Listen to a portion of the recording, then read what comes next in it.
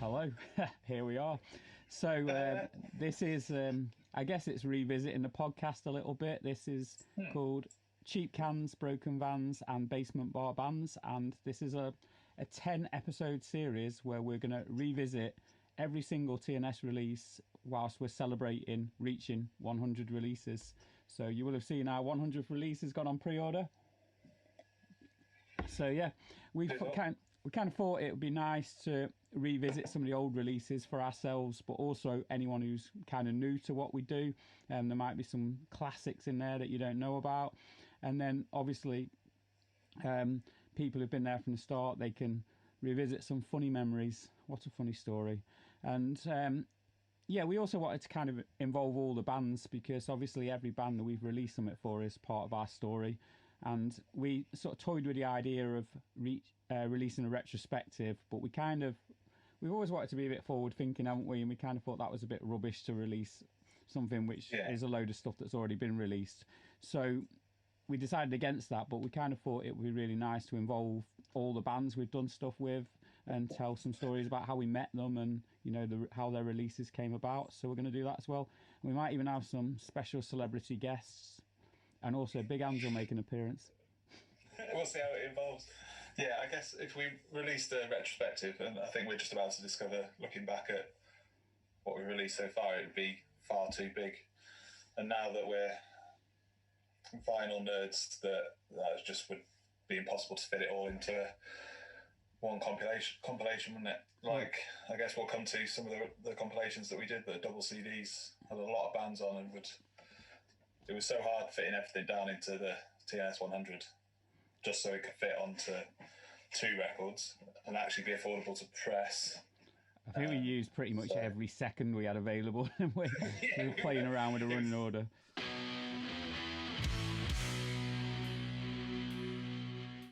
We wanted to involve as many bands as possible, but we were limited by space. And, you know, when we were thinking about this, we were thinking how valid is a compilation as an idea anymore. So only time will tell, but we've managed to squeeze it down. And there's some bands that I lie awake crying about that aren't on it. But, you know, if you all buy this, maybe there'll be another volume afterwards. Who knows? I guess, a good indicator that we wanted to look forward and look back is even bands like Revenge aren't on TNS 100.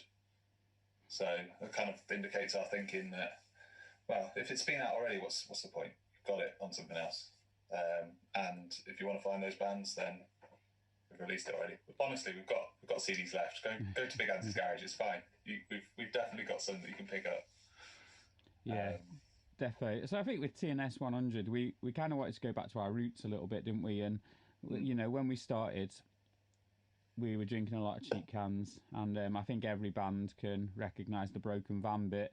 And the basement bar bands, I guess we were putting on gigs at Retro Bar and Joshua Brooks, where they were actually in a basement, and we were seeing all these really cool bands that we really liked. And I suppose we wanted to revisit that a little bit with TNS 100 and make sure we had some bands that maybe we hadn't released stuff for in the past who had sort of blown us away at these small gigs, and we've done a little bit of that. We've got our first guest. It's a cat. Oh, he's gone. Oh. All right. Which I guess brings us on quite nicely to TNS, our first release, TNS 001. Not the cat bit, the compilation bit. Which, if I edit it this well... There's a dog in it, Andy. Yeah, if I edit this well, you should be able to see the cover for TNS 1 here. We'll see how that goes. Check out your editing skills. So this is TNS 1, just in case the editing skills are crap. Yeah. So, yeah. I mean, we have written a history about everything TNS have done and put it in a fanzine, which again is sort of revisiting our roots a little bit. And that is available as part of the bundle, but it's also available on the new website as well. So I guess we shouldn't dwell too much on how we came about. But to give a little bit of context for people who are only listening to this, We started as a zine in 2003. We started putting on gigs in 2004, and then we decided to start a record label in 2007, and the first release was 2008. So yeah, I mean, the first release went to you, Bev. So do you want to talk about the arrival? Before I go on to that, I was reading the back cover. Well, no, the back cover of the booklet, and one paragraph in there says this label is our small attempt to reclaim some of you people. Oh no, sorry. Let's start that again. This label is a small attempt of reaching some of you people and doing something positive by putting out some music by bands we genuinely really rate and to help them move on to bigger things. There's loads of other waffle, but I think that's quite good. I guess when we started this, we just didn't have a clue what we're doing. Not that we have a clue what we're doing at the moment, but I can distinctly remember Googling how to start a record label when we were putting this out. And should we do the artwork first, and then? So it's a photo of some idiot on the front. So we did this on a really cold night, wasn't it? We took this photo. It was horrific. I think. So I took the photo. Andy's in it, and we were walking around the streets of Russia in Manchester, in the freezing cold. I think I had visions of some kind of like fog under a street light with somebody sat underneath it. Yeah. And I had at that point good hair and an even better jacket, so $sign hoodie, which has been since immortalised. And then George, who helped us out at the start, he put the artwork together, and off we went. It's got Russian prison tattoo image at the back that George found, and I think what's the font? That's the TNS. I don't know which is bad, really. It's it looks like Teenage Mutant Hero Turtles or something. Yeah, that's the one. And then I sent you pictures of these a couple of months ago, Andy, when I was sorting out this room to be a nursery. I found lists. We didn't even have spreadsheets at the time. Handwritten lists of the bands. I'll send you some photos so you can put them in, Andy. They've got how many CDs each band has taken off us. Wow. Whether they've sent us things, ticking them off. Yeah, there's some interesting notes. I've got just like the order.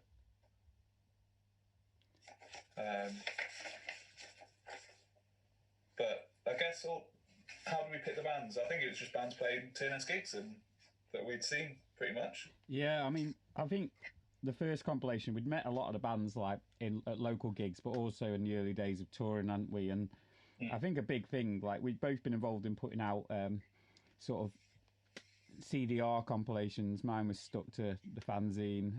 Yours you'd done with Liam, hadn't you? And it was perhaps a little bit more professional than the ones we'd done, but we wanted a little bit more. So we wanted to do something properly pressed, didn't we? And we wanted to sort of get people to hear these bands, and all the bands were from all over the place, and it was quite nice this idea that, you know, the bands had helped spread the word about each other. I guess the first compilation was mostly Northwest bands, but there's a few exceptions, aren't there? The first band to ever appear on a TNS release was the Dangerfields with Midnight Scene. You're sinking into a pit of self-pity, defeatism, and alcohol, and you're enjoying it.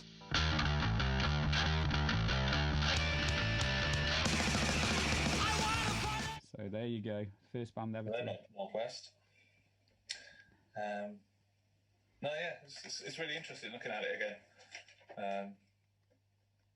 Like you pointed out the other day, you've got like the sponsors in the back, which wouldn't necessarily do now. Yeah, I think sponsor was the wrong word, wasn't it? It was just some small local punk-related businesses who'd helped us out, and we wanted to spread the word about them, but they helped us out a little bit as well.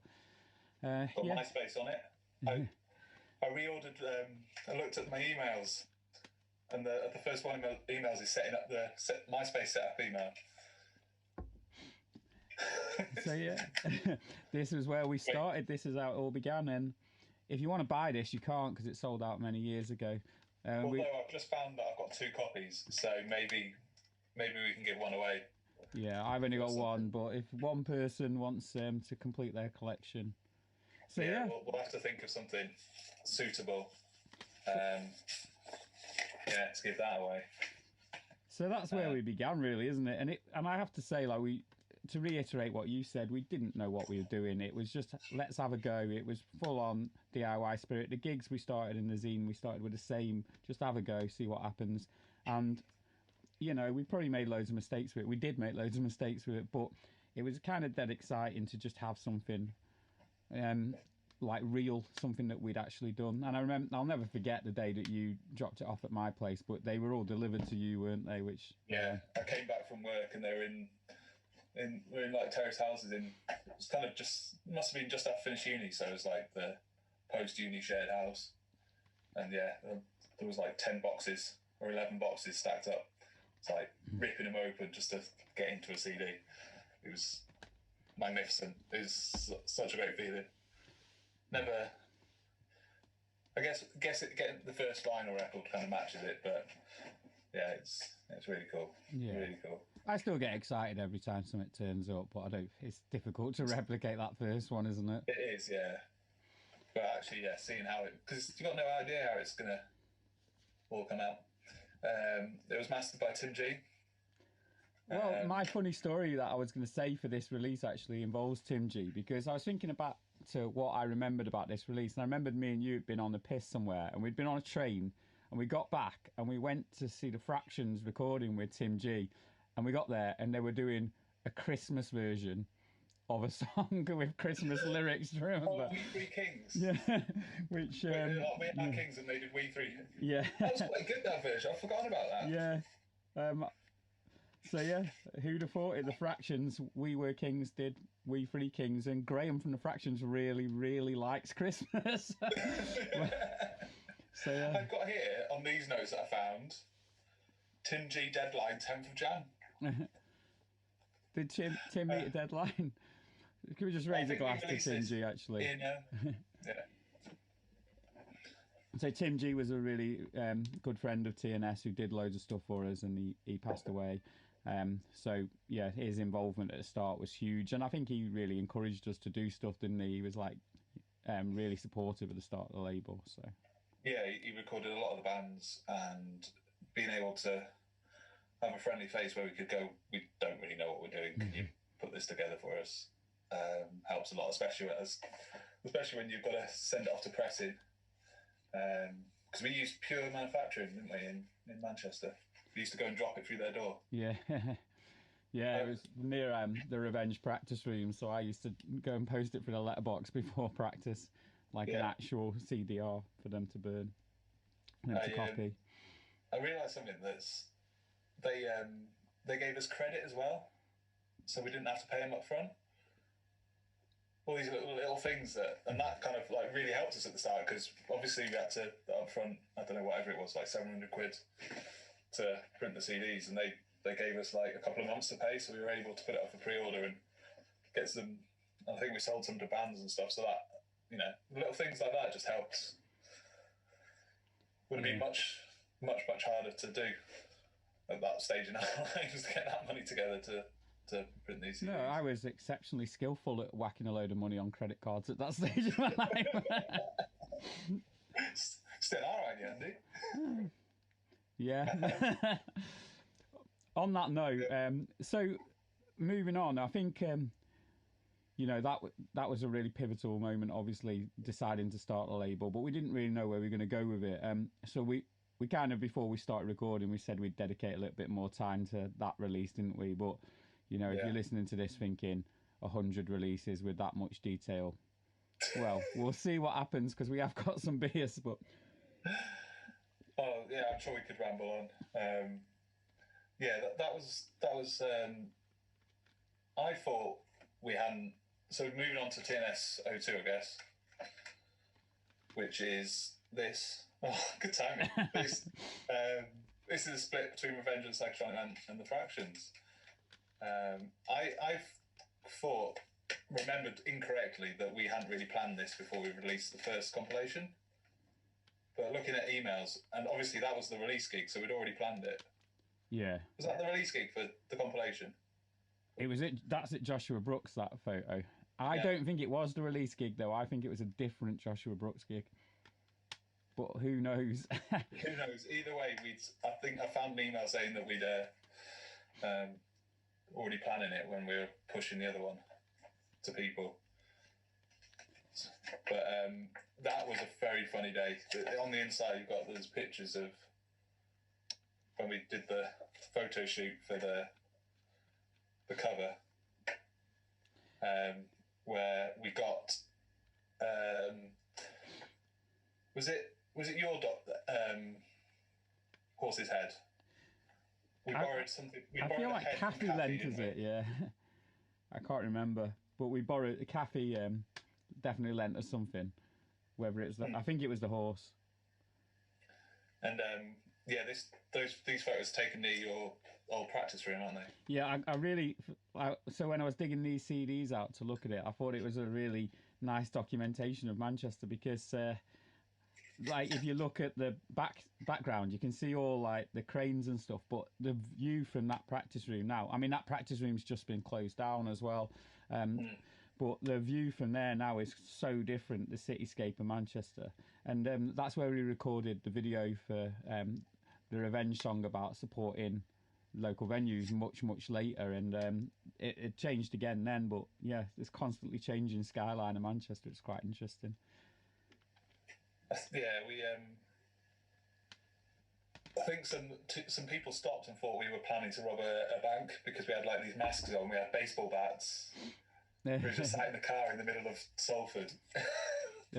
Although I remember I was bored at one point and I was wearing that gold $ hoodie and I had a rabbit mask on and I had the baseball bat and I don't know what everyone else was doing but preparing to take some more photos and I just like was swinging this baseball bat around and I could see loads of people in the block of flats opposite were just staring at me. I thought probably calm that down. I like it.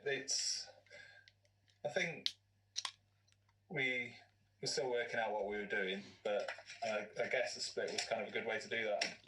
Yeah. Involve more bands, get more chance to get out to more people. I don't know whether it would be necessarily the approach we take now, but I think.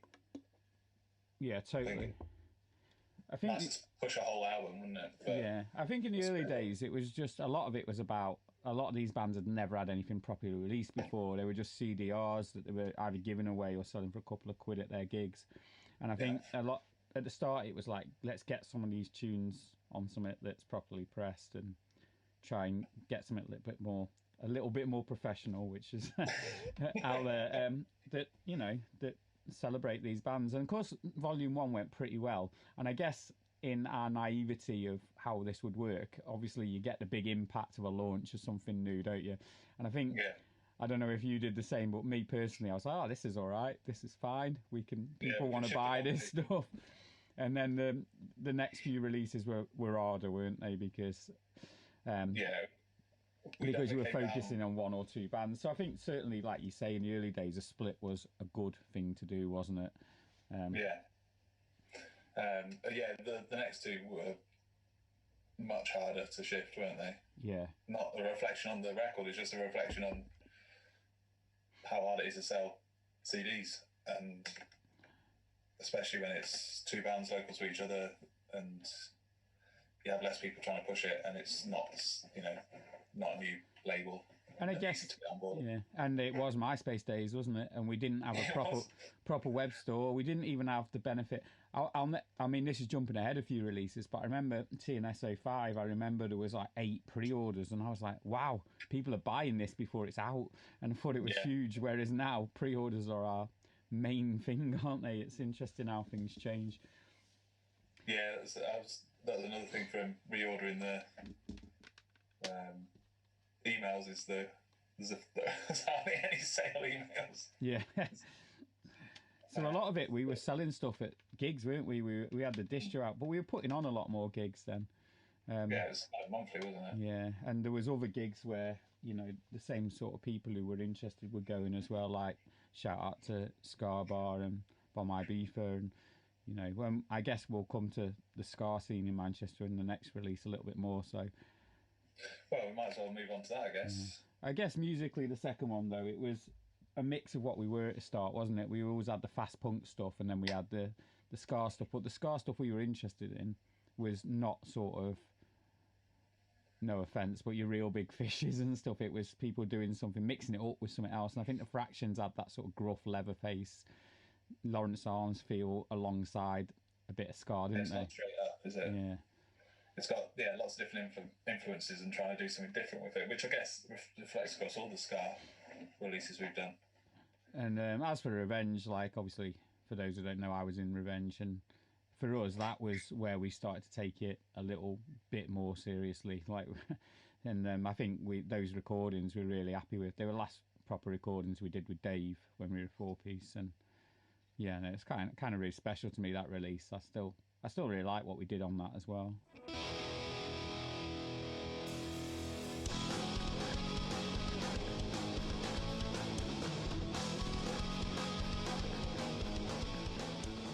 So yeah, on the subject of Scar, TNS free. And one with red stickers on it. So this is I remember who did the artwork for this, like who the picture was. Yeah, but he did another painting inside, which is really cool. And then they had that sort of old school Manchester dartboard on the CD. Yeah, it's a picture of a real dartboard. Right. Yeah, I think it's worth mentioning that everything is on CD at the start, and if you've got interested in TNS recently, you'd probably be quite surprised by that. But when we started out, we literally couldn't afford to put it on vinyl. It was always the dream. But I think it was the point with vinyl as well. You weren't streaming everything, where you didn't have access to everything on streaming platforms. Yeah. And it was really before I bought vinyl then, but it used to be quite frustrating that you couldn't just get it on your MP3 player because, you know, you didn't have a download code and stuff. So it was definitely before download codes. Yeah. So it was tricky, wasn't it? Yeah, everything was on CD at the start for financial reasons, but we wanted to get to vinyl, and now it seems kind of weird thinking back and thinking, wow, like we didn't have any vinyl till TNS6, which we'll get to shortly. Yeah, and because of that, we pressed everything, like 1,000 copies of everything, because just as soon as you went less than that, you didn't really save any money. Yeah, well, it was like £140 difference, wasn't it, to get an extra 500 or something at the start. Bargain. Yeah. So that's why we've got quite a lot of these early CDs still in Big Andy's garage. But I think the first 3 have gone though. In fact, 4, we've still got some of 4, but not much. Yeah. We went out quite a lot. But this one's gone, so you can't get this either. John Player Specials must have been pretty young when this came out. Yeah, well, I loved JPS when they were like this. I'm not sure they'll forgive me for saying it, but they were like a ukulele, weren't they? They were very innocent, young band, and yeah, Jordan played a ukulele. I really liked that. I thought it sounded cool, but they're very different these days, aren't they? Much more aggressive. But yeah, yeah, Harijan. So yeah, we should mention that. After a long wait, we've just released the Harijan album, haven't we? So TNS 98 is the Harijan album. So they've got a gap from TNS 3 to TNS 98 between doing the EP and getting to the album. But we are very, very happy they finally done so. But yeah, 3 songs by each. And I think that this sort of epitomises a lot of stuff going on in Manchester at the time. Because neither of us are obsessed with ska, are we? We liked it. But there was just, you know, a lot of exciting ska stuff going on at the time, and you know, that really epitomised what was going on in the Northwest. I think at release, I think it was really, really exciting to get those bands down, and you know, the gigs that they were playing, like they were tearing it up, weren't they? I remember Harijan absolutely destroying Ska Bar around the time that came out, which was amazing. JPS were packing it out as well. Yeah, they certainly were. Yeah, I really like the artwork on this as well. Great feel, great combination of it all together. Yeah. Should we move on before we take forever over everything? Yeah.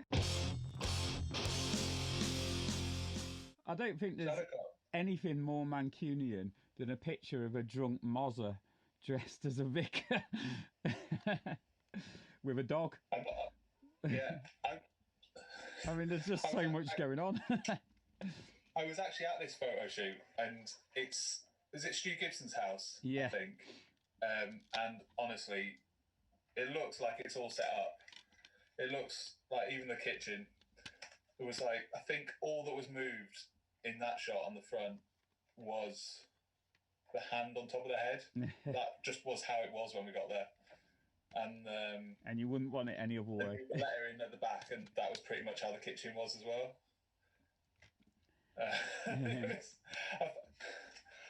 Talking and finding old emails, when I was looking through, I found one talking about that photo shoot, and originally it was Fungal Punk was going to be on instead of Moz, but then he changed his mind, which I didn't remember. It's ridiculous how much you don't remember, isn't it? And it's ridiculous how differently people remember the stories as well. Yeah. So on that note, this is a story I was thinking about when I was sort of prepping for this, because we have prepped for this, honestly. Like what I did was I got drunk and thought about it for about 5 minutes. But when I was prepping for this, I thought about my favourite Shadowcops moment. And I think it was Super Suckers they were supporting. But I might be wrong because memory and all that. But it was a big thing for them because they were that sort of sound, weren't they? And big riffs and all this. And someone at Super Suckers went, "What was the first band called?" And they couldn't remember. And I was standing with a couple of people at Shadowcops, and they were like, sort of urging them to remember. And the bass player went, "I've got it. It was the Sundown Clowns." So the Shadowcops will always be the Sundown Clowns to me. But yeah, this was our first full album we released, wasn't it? For one band, not a split, a full album for a band, and it's a really great album, and we have still got a few copies of it. So it's there for people to pick up if they want to check out something that was going on in the really early days. But as with JPS and Harijan, who were regularly tearing up venues in Manchester, Shadowcops had some belting gigs around that time. There was a really lovely scene, wasn't there, with all these bands from the early days, great. Fractions and Revenge as well. Like all those bands playing lots of gigs together. Gang vocals on this as well. Did you? That's what it says.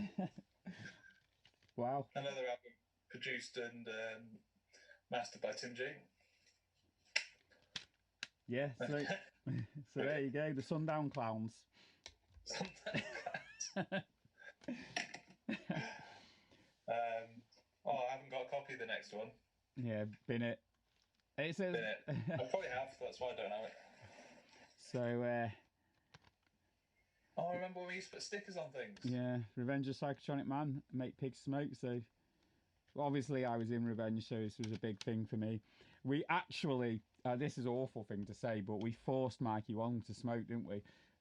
Because he was the pig on the front, and Make Pigs Smoke was an Alan Partridge reference, which, we've still not got bored of. And we were in Retro Bar downstairs. We lit it really dramatically, and we were like, it'll look good, that sort of black and white aesthetic, film noir, smoke rising up. And of course, Mikey didn't really want to smoke, but being Mikey, he did it, and then it looked shit, so I had to Photoshop the smoke on anyway. Sorry, Mikey, but it does actually say hidden away.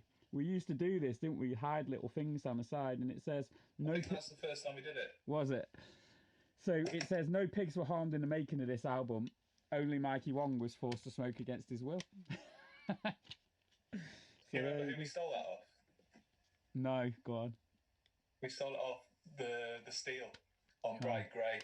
It says something like, "Put on a gig, write a fanzine." Yes. Something like that. Yes, we did. So the steel. we didn't really tell anyone because we just we did it on a few releases, didn't we? I really like it. It's just a nicely hidden bit of text that you can sometimes find on our releases. Yeah, and that was a Tim G recording as well. So yeah, like loads of big memories and funny stories from that release. But the first Revenge album, and I don't think we should dwell too much on Revenge because it's gonna pop up numerous times in this 100. But if you can't release music for your own band when no one else will, Not strictly true, that bit. You don't start a label. It's not the only reason anyone's ever started a label. Was not to make money. Yeah. But, it did all right, that album, didn't it? So you can't buy that one either. Sold out. But, some people, Mike Avery from the Sundown Clowns insists that's the best Revenge album. So there you go. There you go. Moving forward. And then the CDs got bigger.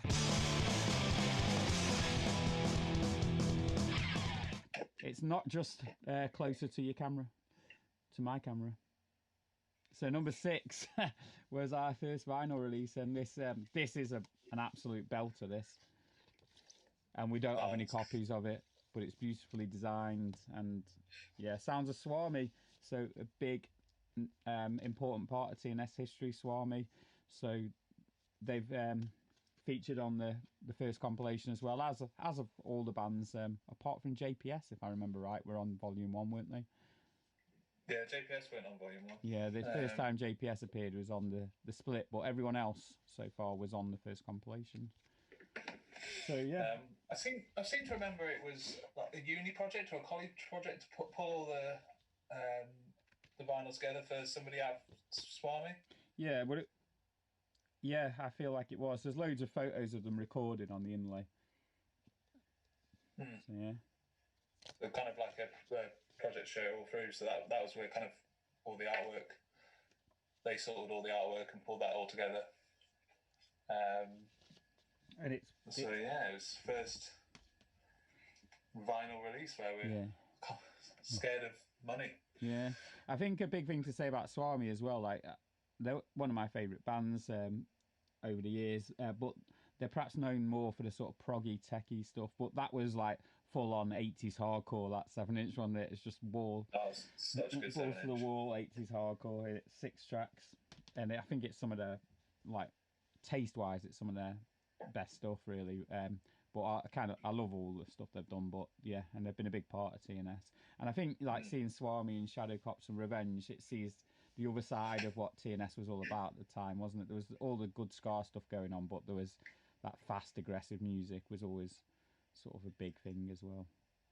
Is that our first release outside of compilation as a band from outside of the Northwest? Just, yeah. I think. Just outside the Northwest. I think it is, yeah. And then we quickly moved on to compilation. I think compilations were much more sort of important at the time, weren't they? Because just to sound old, you didn't have as much internet presence, did you? Like, if you look back at your Facebook memories, no one's like really interacting with your posts and stuff from that period. And it's a very different time, wasn't it? And I think compilations were still valid. And I grew up on compilations. I'd go and buy a compilation from a record shop, like a Fat Wreck one or something like that. There's all sorts of different label ones. And you'd go, right, I'm going to buy that album, that album, that album. And, one of the big things for me when we really, TNS got going, was people I didn't know coming up to me saying, oh, I've bought like three bands off your compilation. I've bought their albums and I've gone to see them live and stuff. I thought that was really amazing. A lot of these bands, you might not be able to get actually proper pressings of them. It would be just like CDRs and things at gigs. It's we did a lot of compilations in the early days. I think we'll come on to the third one, and then we kind of stopped. And I think that was, like you say, around kind of digital, becoming easier to get lots of different bands, and we wanted to concentrate more on albums. And but yeah, it's a good way to introduce lots of new bands and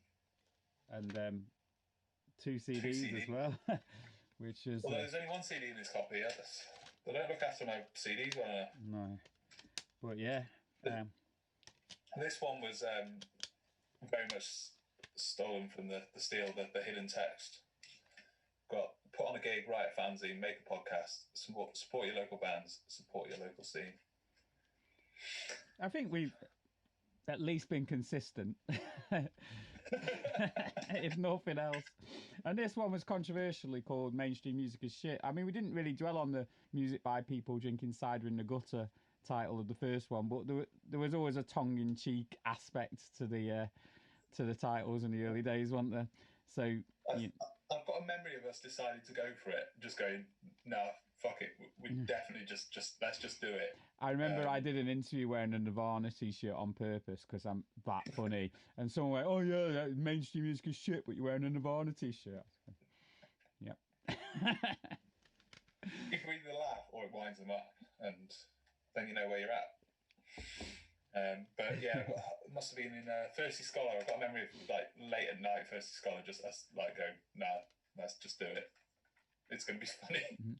Yeah, and you know, whether people found it funny or just actually genuinely agreed with it, we sold a lot of t-shirts with that slogan on, didn't we? I think one thing about this compilation that we probably wouldn't do now is we split it. So one CD was kind of more heavier punk kind of stuff, and the other one roughly more kind of ska kind of side of things. Yeah, a bit of folky stuff thrown in, but yeah. We wouldn't do that now, would we? I remember when we got to Volume 3, which we'll talk about in Episode 2, we made a very deliberate attempt to have like something that had like dance bits next to some thrash hardcore, next to some folk, didn't we? Because we thought that was more representational of what we were into ourselves, but also what we released. So yeah, but I don't know why we did that really. I think we ummed and ahed about it for ages and then went with it, didn't we? You just try things out, don't you? Like, and all these things we wouldn't do what we do now without making mistakes or trying things out that don't work, or we change our approach all the time, don't we? We kind of learn lessons. Yeah, totally. And I think we tried it, and we put a lot of thought into how compilations flow and the movement of tempo and stuff between the tracks, and we put a lot of thought into getting things wrong. No, we try and we know why we got it wrong. I think a big thing for me about this one is why we've ended up releasing a compilation for TNS 100, because this one, you look through it, lots of the bands are bands that we didn't actually do anything for TNS other than put them on a compilation, but they did play at the gigs we were going to, and they were involved in that overall sort of northwest scene and a little bit further afield on this one. And that was always important to us. We never wanted to do label samplers, did we? We wanted to do something that was representational of what we were watching and seeing. Like freebies and stuff. Yeah. We wanted it to be an album in its own right, didn't we? Which is a nice idea, and it's difficult to do. And no one's ever going to like every track on a compilation, except maybe the people who put it out. But you've got to have that integrity, haven't you, and sticking to what you're into. I guess with a DIY label, it's always a case of, I really like this, I think it's ace, and if I like it, maybe someone else will like it as well. And let's help them get heard by that person. Yeah, definitely. Right, what are we on next? We are on another split.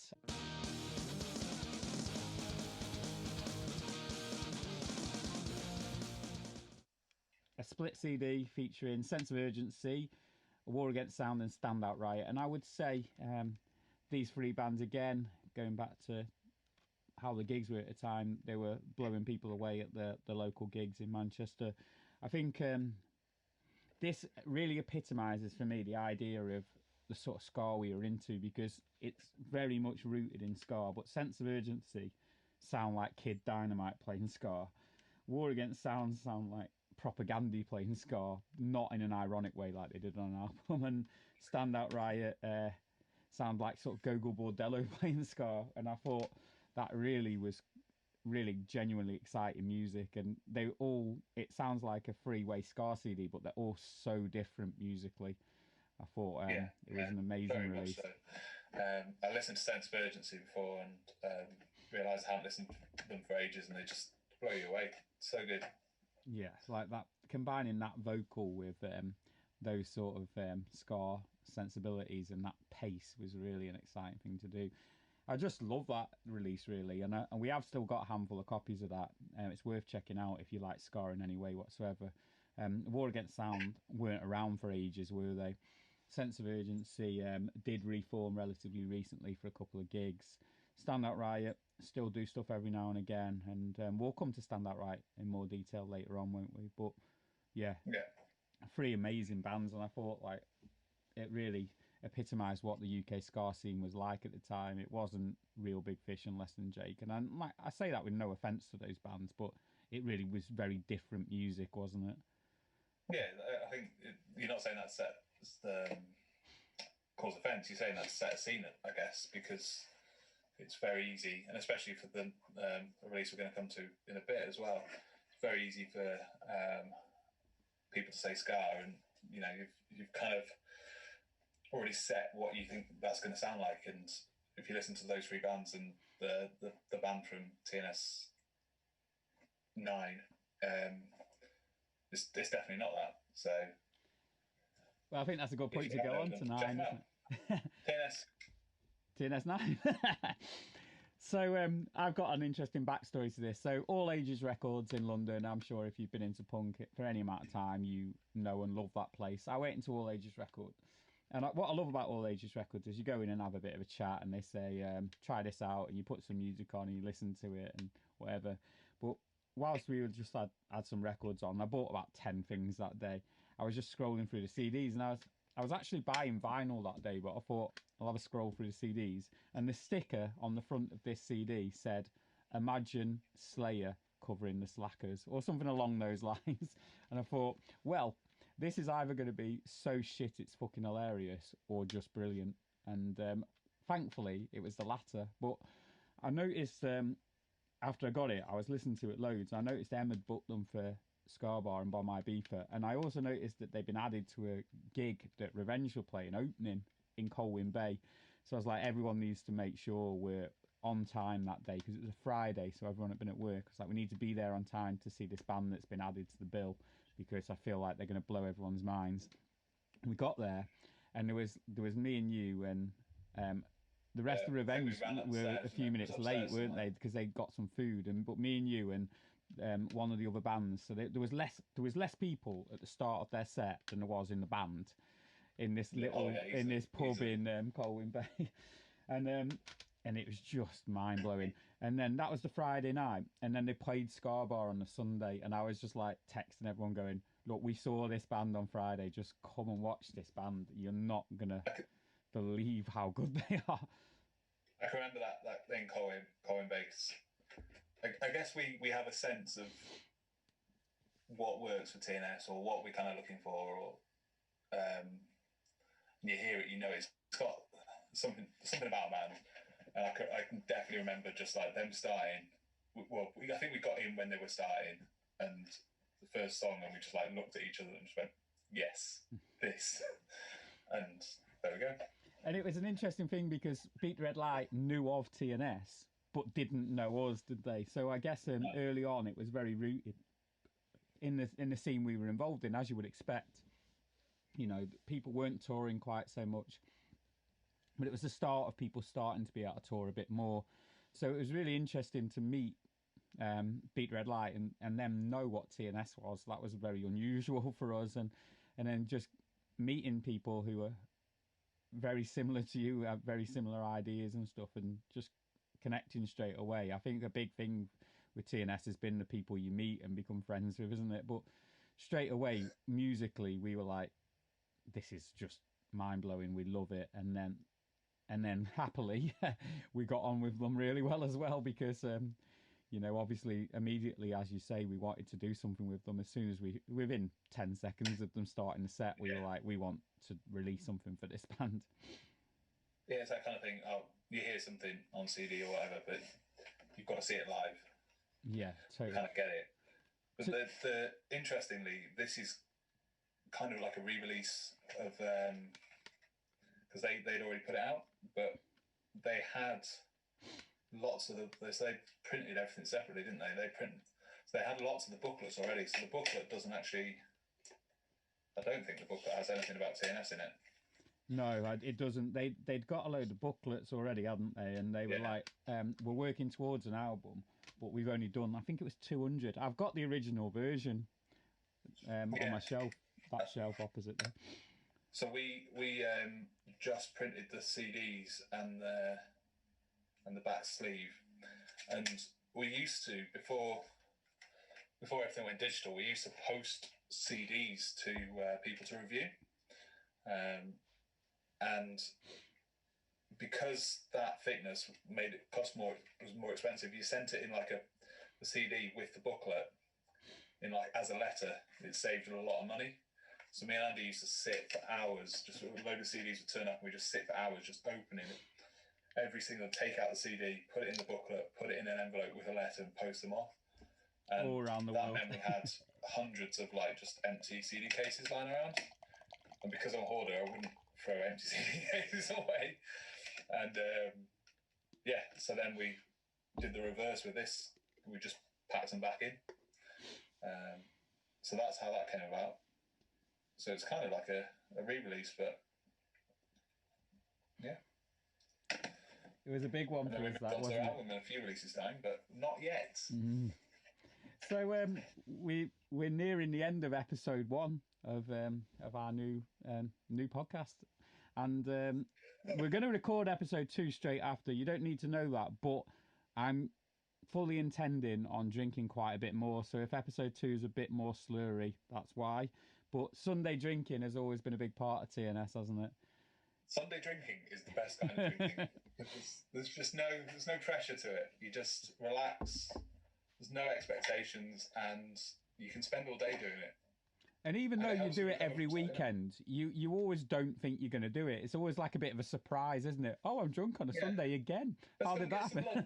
See what happens. But I think it's going back to the music. TNS used to be on Sundays, and Bomb Ibiza used to be on Sundays. So a big Manchester thing was that you'd have those big Sunday nights out, and everyone was a bit younger. So a lot of people were still students. I wasn't, but I was less arsed about being really hungover on a Monday. I don't think I really got hungover at that point in my life. And it was also a big change in how music worked, because you couldn't get a venue on a Saturday night at that point in Manchester, because club nights were so big. You couldn't get people to do the thing where you'd have a gig before a club night anymore, because you didn't want a load of punks in. So gigs tended to not be at the weekend at that point, which is a big shift, isn't it? Yeah. And I remember when we finally got a Saturday, it was huge for us, wasn't it? Yeah, it was a big thing. We had to pay for it, but we could get free venue plus sound engineer on a Sunday. Yeah. And who doesn't like Sunday drinking? Yeah. Who? You won't know if they don't. So anyway, moving on. What better way to end the first episode than taking the piss out of the KIRKZ?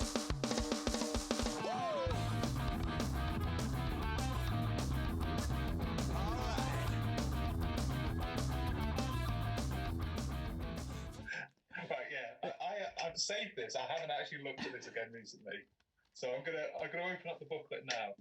Well, Max, I don't know if Ian knows about this, and he might not listen to it, but a couple of days ago, Max sent me a picture of Ian now, and it's safe to say he looks very different to how he looks in this picture.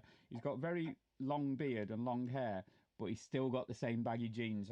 And one thing I admire about that is the commitment to 90s jeans.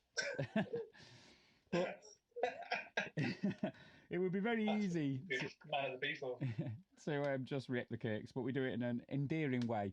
But for me, just to be soppy for a minute, the KIRKZ was a big one for me, because that's incredible. I remember the KIRKZ having a decent crowd at Rebellion and stuff, and they were my mates, and it was amazing to see that. But I used to know the words to every song off Over the Top, the album before this. So when we got to do their follow-up, I was so excited about it. And I think consistently over the years, the KIRKZ have just written fucking brilliant songs, and this is no exception. It's just a really good album. And, you know, we do have lots of copies of it left, so please buy that album, but you won't be disappointed. You won't be disappointed, and just buy it for the photos. Yeah. I think this is where they practice, isn't it? The practice room. On a farm. On a farm, yeah. I do. I absolutely love the sense of humour as well. That picture of Colin running with a bucket is outstanding. That is the one I remember. But it's not. It's not like silly music. It's just really well written lyrics, and you know, it's got that sort of a bit of early Rise Against feel to it, and a little bit of Rancid in there, I guess. But yeah, the biggest thing to come out of Macclesfield, apart from Peter Crouch, that's what I'd say. Max's utter confidence in himself. So yeah, it was a great release for us, that, and that's our first 10. I think it's a really nice first 10, really. Lots of really good memories and lots of really good friends.